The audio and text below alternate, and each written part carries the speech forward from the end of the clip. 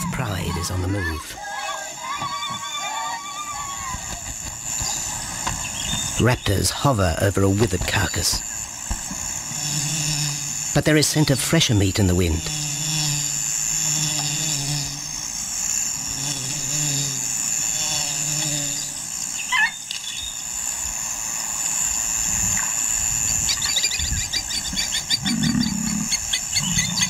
Pickings have been slim for Nabamba's pride since her fight with a startled warthog.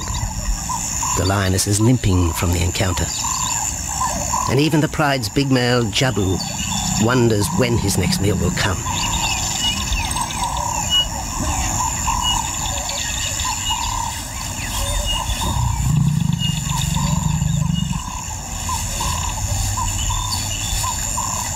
There's been no kill for 3 days, and Nabamba's cubs are hungry. Survival is tough across this tawny continent, and for the lions of Pinda Reserve, etched into the heart of Zululand, only those with speed and cunning will eat.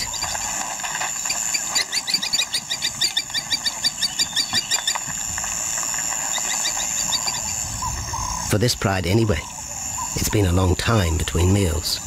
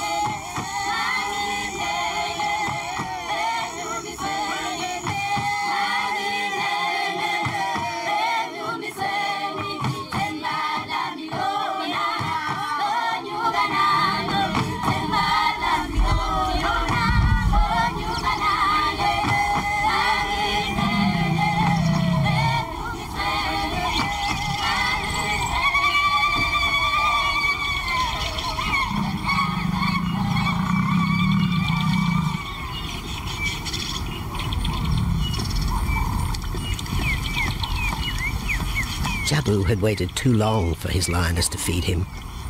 Overnight, his stealth carried him into the path of a careless zebra. The rest of the herd is still skittish. One animal had already lost his tail to a hungry pride, but for the dazed stallion, it was all over in seconds.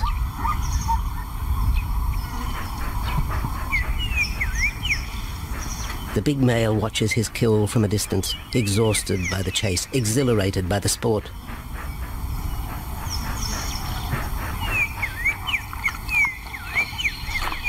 Jabu will feast later. Tired from the hunt, he needs to rest.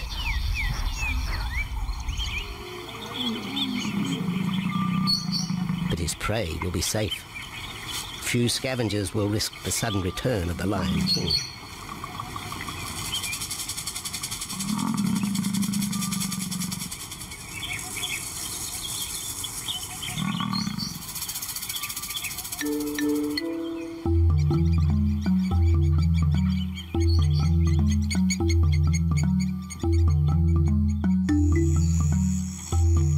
Zulu trackers follow the spoor of Nabamba's pride across Nziki Marsh. This vast tract of savanna is favoured by the lions in the dry air of winter, but it's a region also shared by Pinda's giraffe and white rhino population.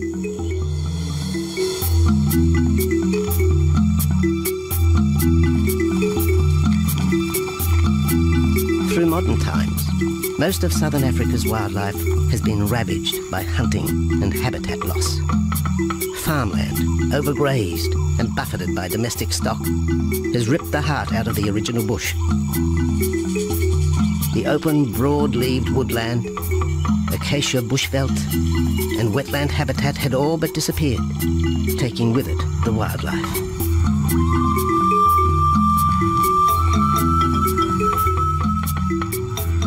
A few years ago, the Pinda project was born. 17,000 hectares of farmland bought up in KwaZulu-Natal along South Africa's eastern seaboard. What followed was the largest game restocking program ever seen on the subcontinent.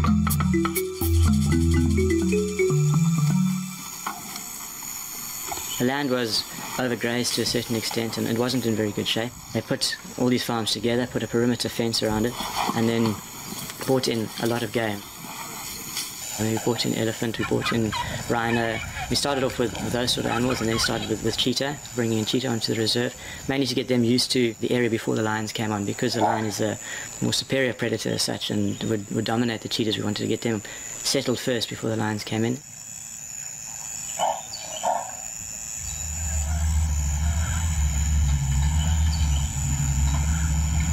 Andrew Lewis is habitat manager at Phinda, one of those committed to the restoration of southern Africa's ecosystem.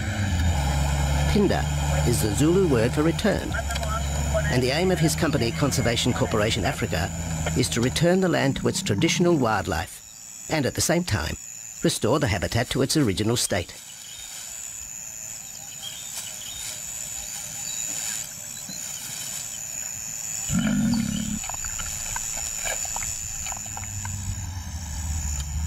Phinda is cautiously open to top-level tourism, limited and luxurious.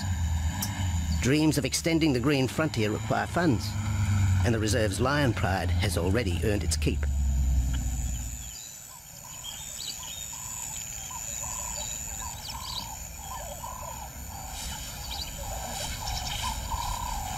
The lions on this property are actually generating revenue for the property through ecotourism, and that they are a benefit to the wildlife because of the draw card. There's a few animals, lions, elephants, for example, and rhinos, and possibly giraffes, but those are your main ones that people come to see. And we've been very fortunate to be able to have lions on the property, and I think those lions that we have given us amazing value for our guests, and by getting a guest in here, we're getting revenue into the area, and that's benefiting wildlife as a whole.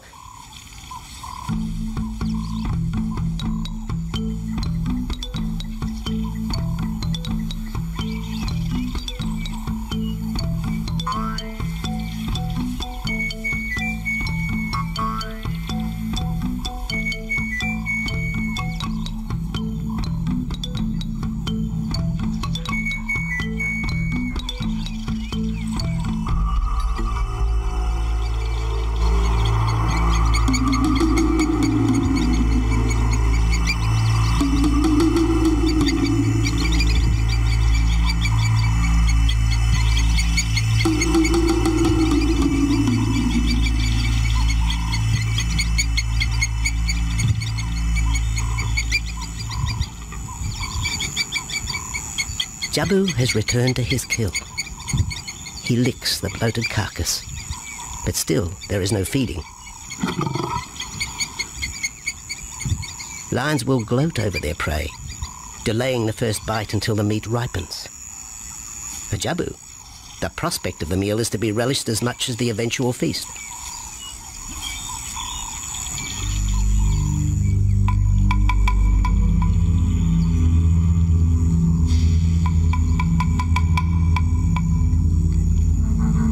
Meanwhile, Nabambo's pride is on the prowl. The older cubs are 10 months now, weaned, but still dependent upon Nabambo for food.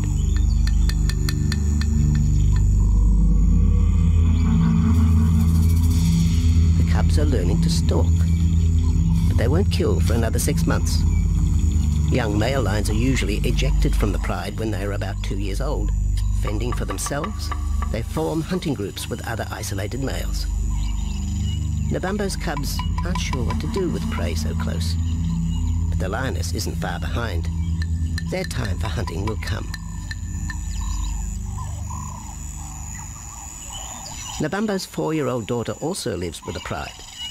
She is the mother of the group's youngest offspring, 7-week twins Umveli and Damana. The little cubs have been hidden since birth, and now stay close within the protective circle.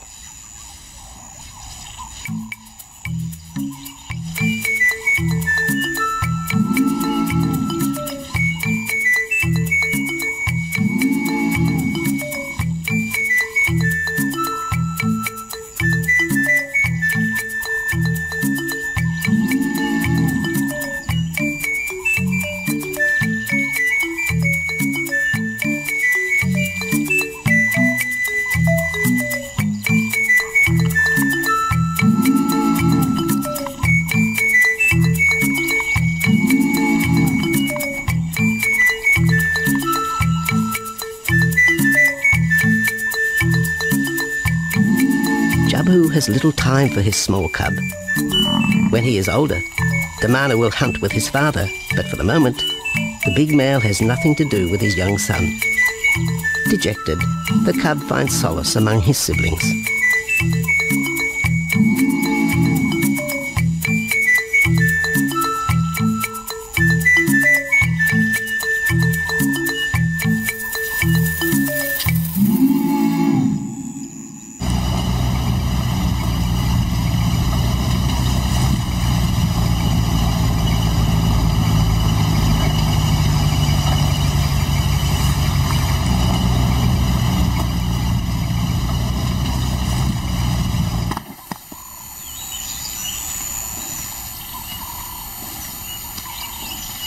A young giraffe lies helpless in the grass. The animal's complicated vertebra means it is unable to rest its neck for any length of time. Lack of mobility means blood to the brain slows, leaving the animal disabled.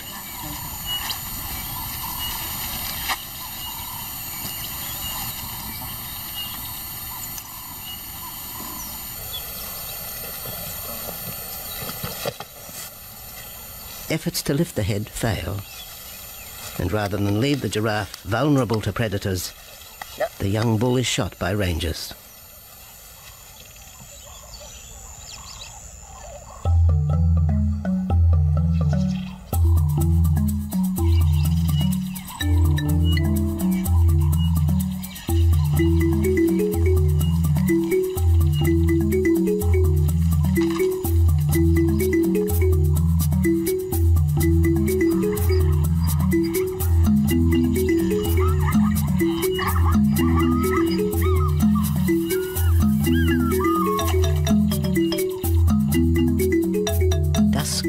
By the waterhole rekindles the interest of the pride. Nabambo is typical of most big cats. They conserve energy 20 hours a day, waking only to groom and hunt.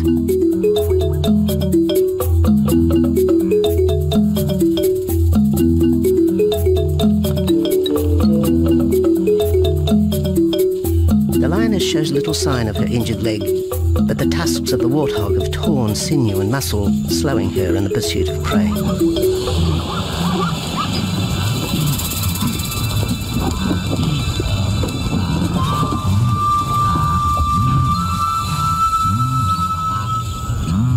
Once again, Nabambo in her pride will go hungry. But the big lioness senses another kill nearby.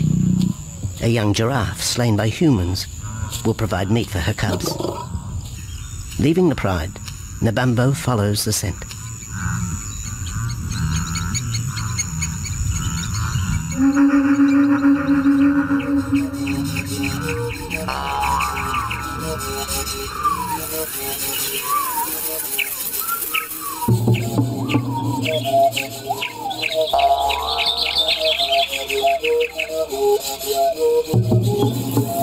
Left alone, the older cubs know the drill. They will wait for Nabambo's call to take them to the kill.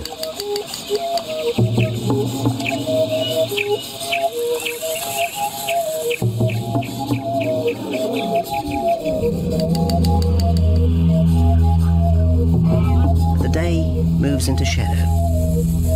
The cubs are restless and a little afraid. Adult lions have few enemies, but cubs, even those 10 months old, are at the mercy of leopard and other predators.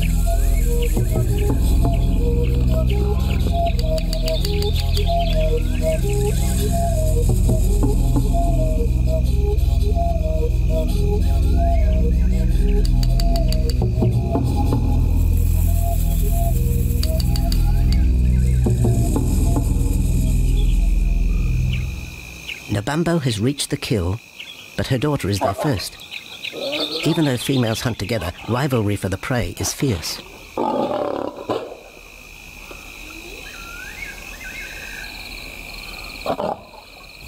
The big lioness begins the trek back for her cubs, but the youngsters have heard her call and they meet halfway.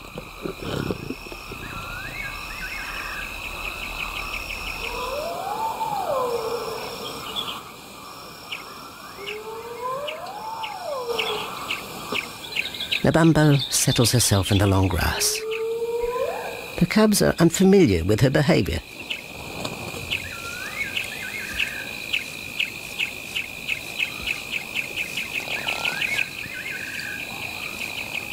A female will usually head the charge with any kill, splitting the hide of the victim and leading the way for the pride to eat.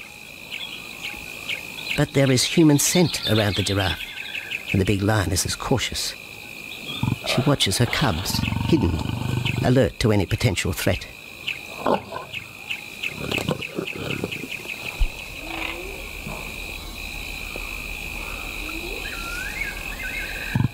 The cubs are curious, confused by this new smell.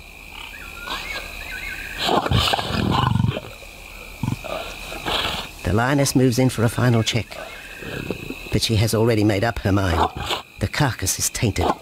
There are foreign traces, a dangerous ambience. Instinct tells her this is not food fit for her cubs. Disappointed, Nabambo moves away, the scent of another night stalk already in the wind.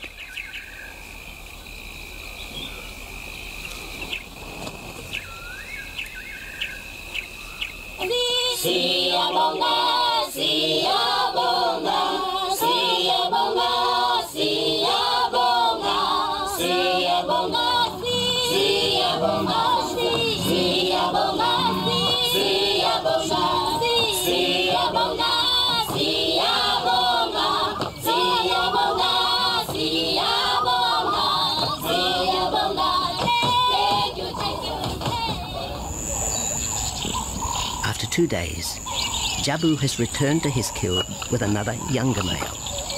3-year-old Tembi is a son from a previous liaison with Nabambo, and the two paired up after Tembi was ousted from the pride.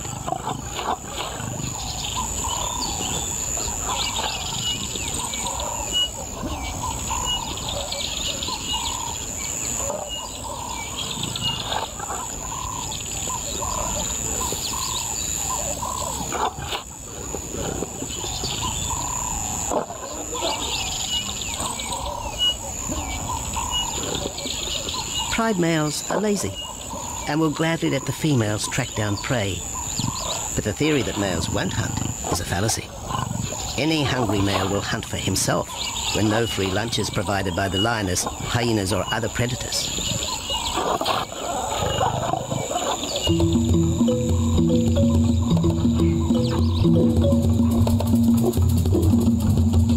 Smaller creatures scatter in the vicinity of the two lions. There will be no hunting for a while. Bloated after the zebra kill, both males will sleep for the next day, oblivious of their surroundings.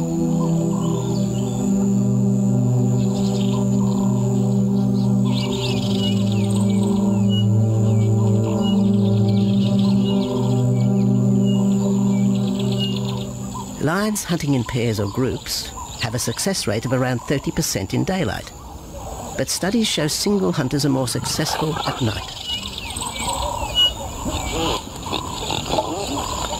Lions are sociable cats, the only group to take part in communal hunts.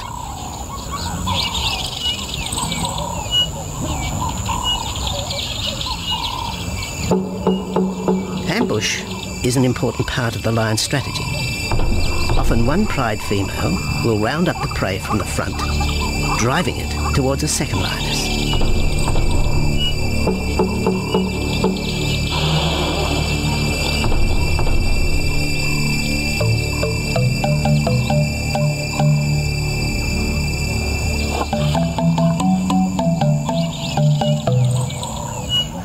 As in most cases, the pride male will only get involved if he has to.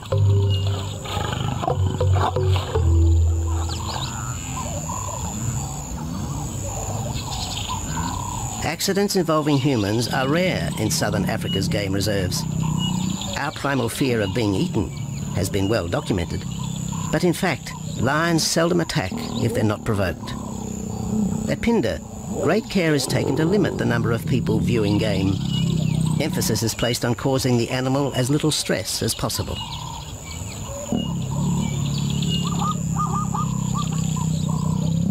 Man isn't a part of their natural food source. They don't normally go out and hunt people. I think your lions are opportunists though, and I certainly think that if your lion is very hungry, under stress, I don't think they'll necessarily go out to hunt you down, but if you interfere with them, they'll certainly kill you. And there's a good chance they might eat you at the same time.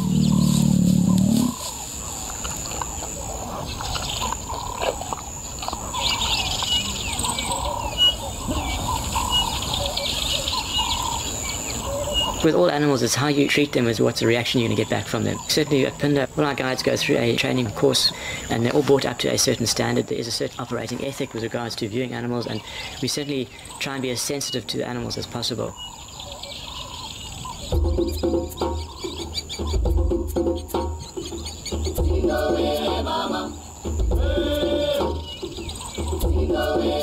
Cradled within the arms of the Ubomba Mountains and the Indian Ocean, Pinda covers one of the most diverse regions of Africa.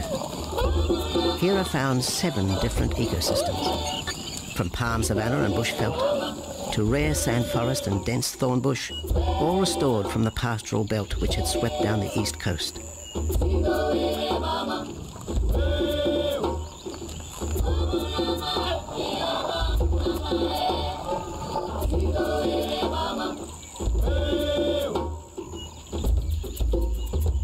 Where cotton, pineapple and cattle farms once stood, lion now roam their habitat again, alongside some traditional neighbours.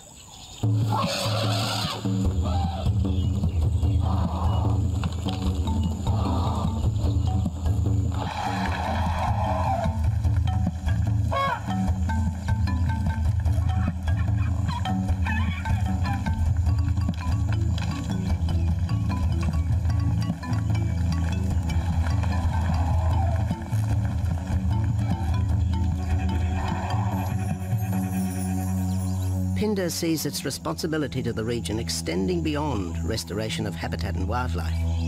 It provides schools and a clinic for the local Zulu community, as well as employment.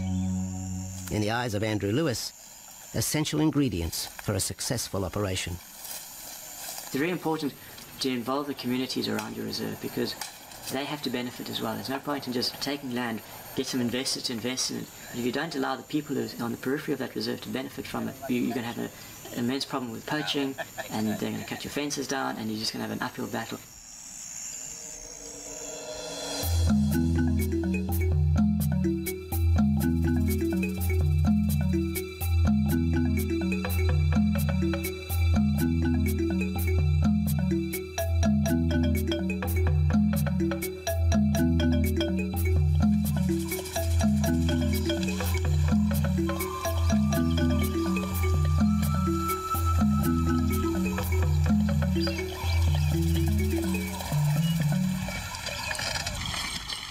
In 1992, the Pinda lions were among the first of the big 5 animals to be relocated to the reserve.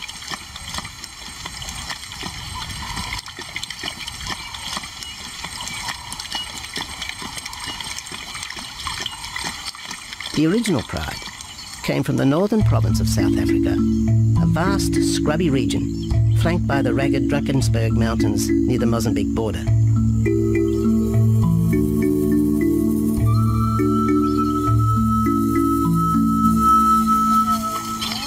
Peter Rogers helped round up Pinda's first pride, handling the lion's capture and subsequent move south.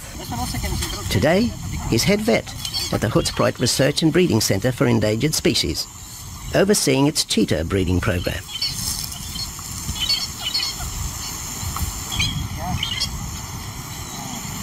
But it's the discovery of what's believed to be a long extinct strain of lion that has put Peter's centre on the map. We were involved in the rescue of these circus animals that came down through Africa and were abandoned in Maputo. We were just founded by an animal welfare group called Animal Defenders based in London, and they said, could we just keep these animals temporary? First they mentioned tigers, and then they came back and said, well, there's 6 lions as well. So we said, yeah, we could hold them temporarily just until they found permanent homes for them, but basically get them out of that predicament that they were and the shocking conditions that they were in Maputo and Mozambique.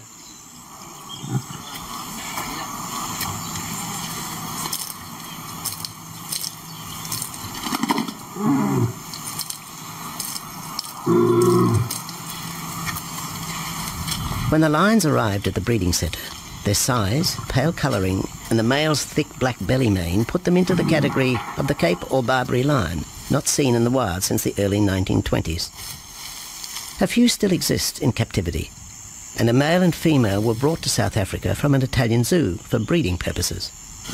But attempts to mate Arcaf, the big male from the ill-fated Mozambique circus, with the Italian female are proving difficult.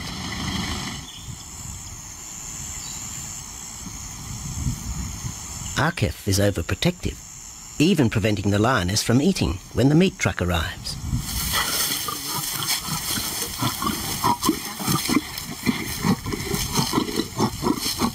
Finally, though, Sissy makes her breakthrough.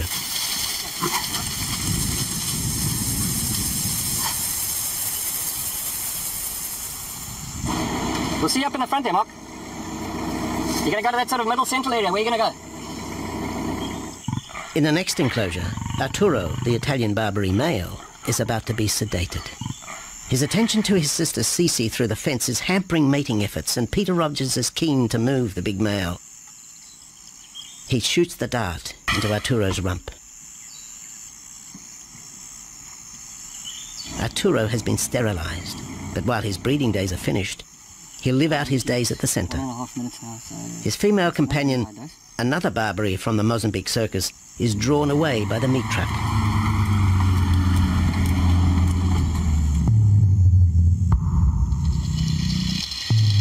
It's 20 minutes before the anaesthetic takes effect.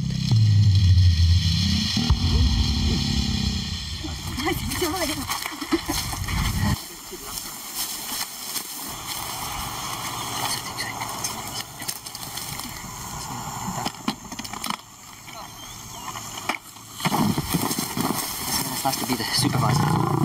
Slowly.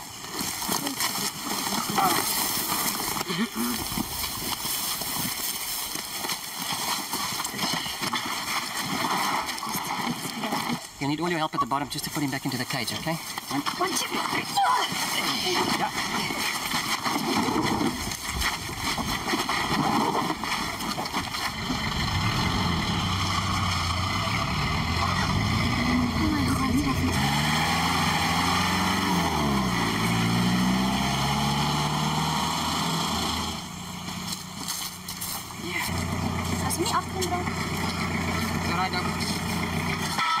The anaesthetic gives Peter Rogers and his team a chance to check over the 12-year-old lion.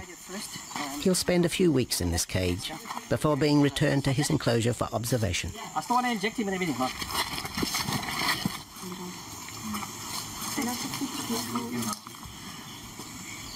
It's very exciting to be part of this project because they feel that there are perhaps not many Barbaries, if any, that are really pure, that are left even in captivity. They feel that over time other animals from other genetic bases are brought in. So there's a big project afoot, Oxford University, to do the genetics. So that's just getting off the ground now. Okay. We just put under the skin and the neck if we can find the skin under this big beard of his. Normally lions wouldn't have this many ticks, but being from Italy, a European lion, he doesn't have that innate or inherent resistance to ticks. It does come with time.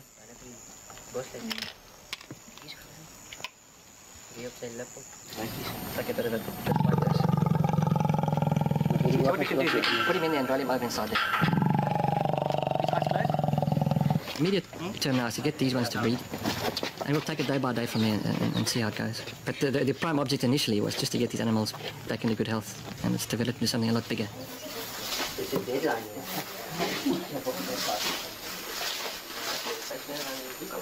Yeah.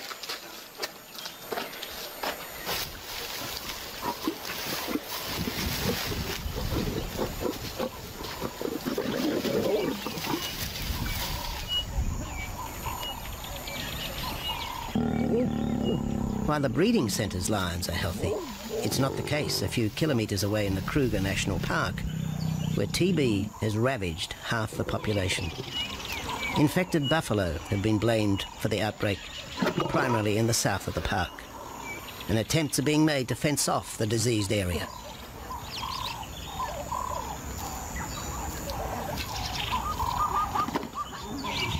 And the lions are preying on infected buffalo. Because it's an exotic disease and not an indigenous disease, the lions are totally naive and they've got no resistance to it. So it's a big problem. It's a very difficult decision to make as to what to do. It's a very topical and heated subject at the moment.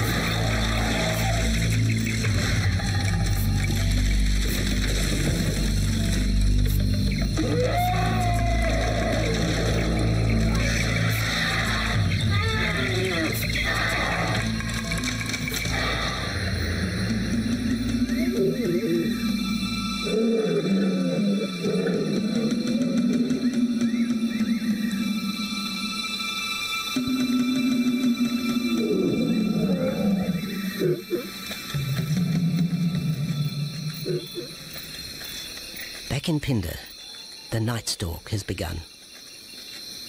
Nabambo keeps her cubs close.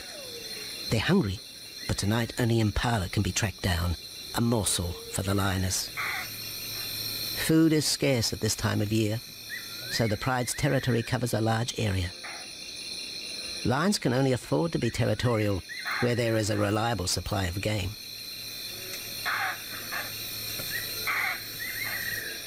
Jabu wants to mate. He's been with his pride for nearly a year now.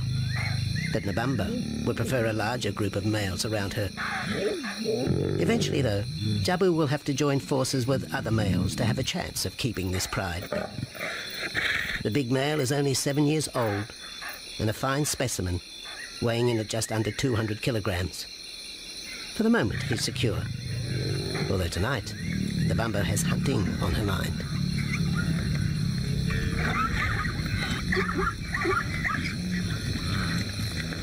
The cubs follow in the lioness's wake.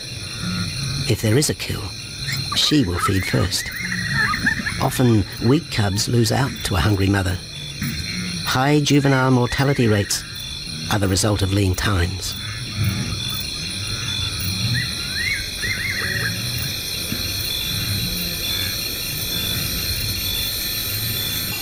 Jabu has had enough. He's been walking for hours. Sleep is more important. And the zebra he ate 2 days ago will suffice for another night.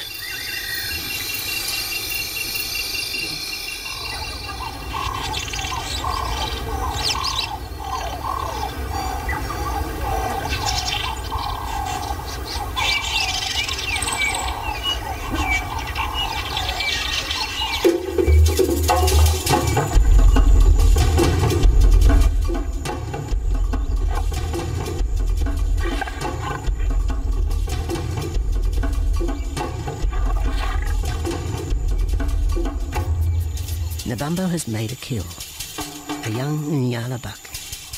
It's been 3 days since the pride has eaten, and this will provide meat for them all.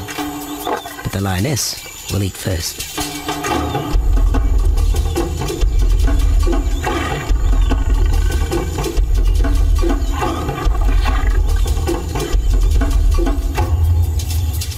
The cubs know the routine. They will get their turn. But Nkosi is hungry. He creeps towards his mother. As the biggest of the cub,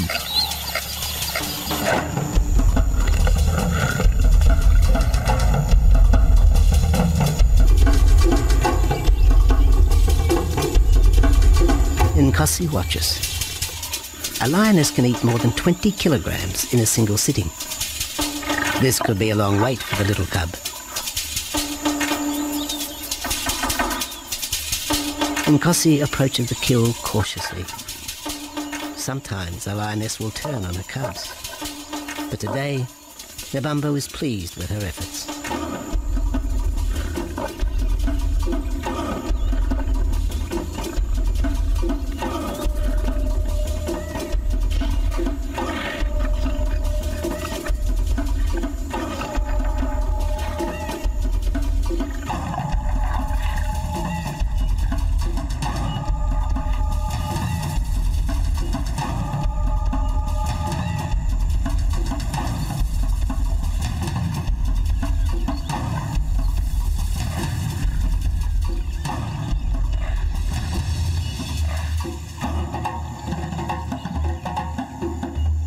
Nabambo has had her fill, for the moment anyway. Lions never eat the stomach of a kill. She will bury it before dragging off the carcass. This way, hyenas and other predators are thrown off the scent. The evidence has been buried. The carcass is no more.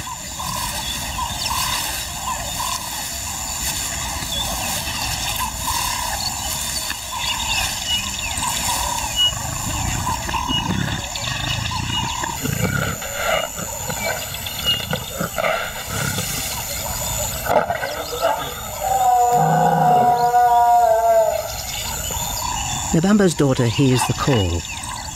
It is the second this morning. The first was the strangling cry of the Nyala as Nabambo broke the young buck's back. There was no struggle. The big lioness is a seasoned hunter.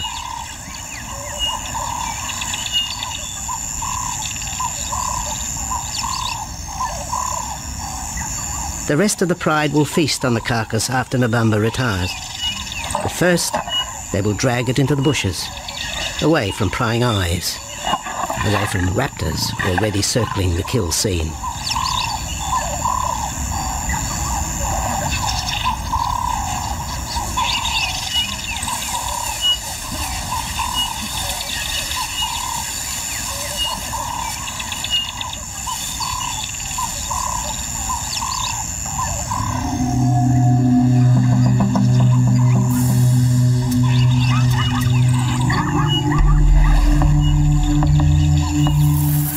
Kill has created a nervous edge.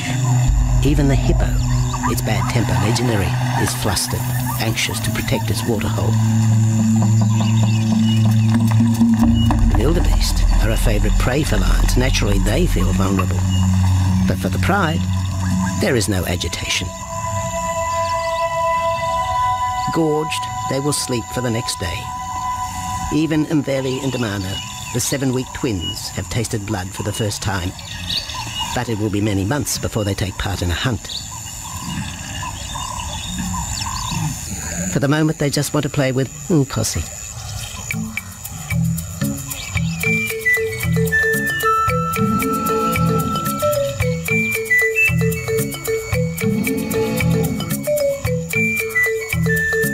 The older cub is beginning to take on the shaggy mane of the bigger males.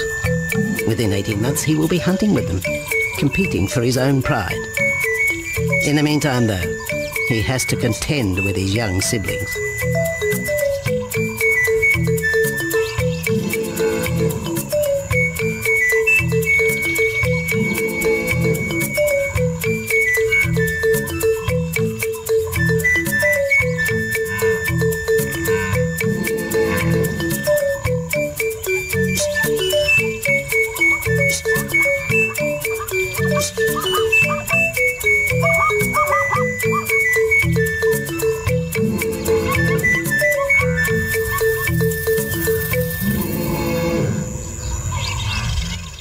Jabu rejoins the pride.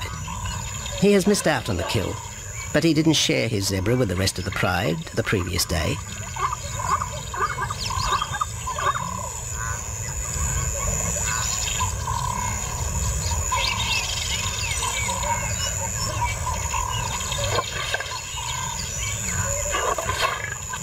A half-hearted attempt at mating, but the big lion's attention is drawn to a curious onlooker. With the pride so close, the giraffe won't be sitting for long. Drinking and sitting is when they are at their most vulnerable.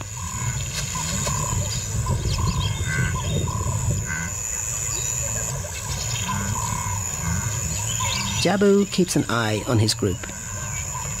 Pride takeovers by other males are common, and savage fights can occur between the pride male and the intruder. If a takeover is successful, the new male will usually kill all the suckling young of his former rival. When a nursing mother loses her cubs, she comes into heat within a few weeks. The normal interval between cubs is about 2 years, with a gestation time of 3 to 4 months.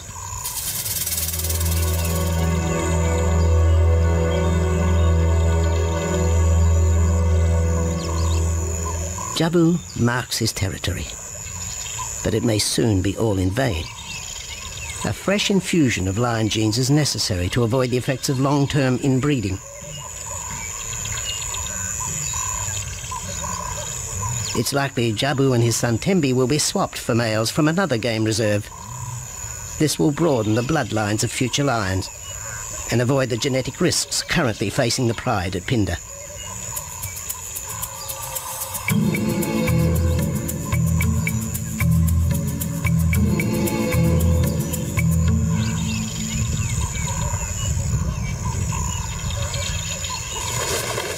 Vultures have found the dead buck, but there is little left of the carcass.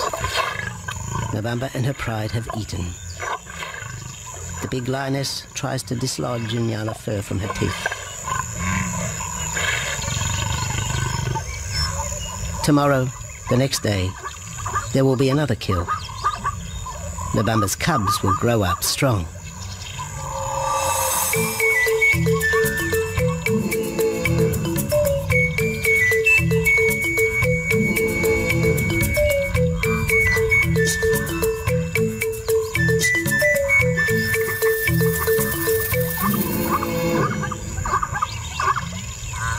The lion is the greatest of all predators, the essence of all that is Africa.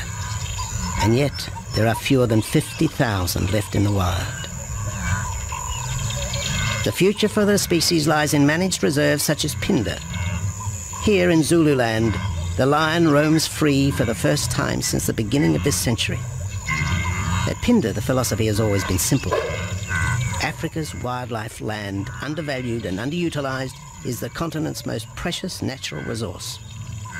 Focusing on the animals, their habitat and local communities is just the beginning of an African renaissance. Phinda is, after all, the Zulu word for return. Maybe too, it's a chance for man to redeem himself just a little.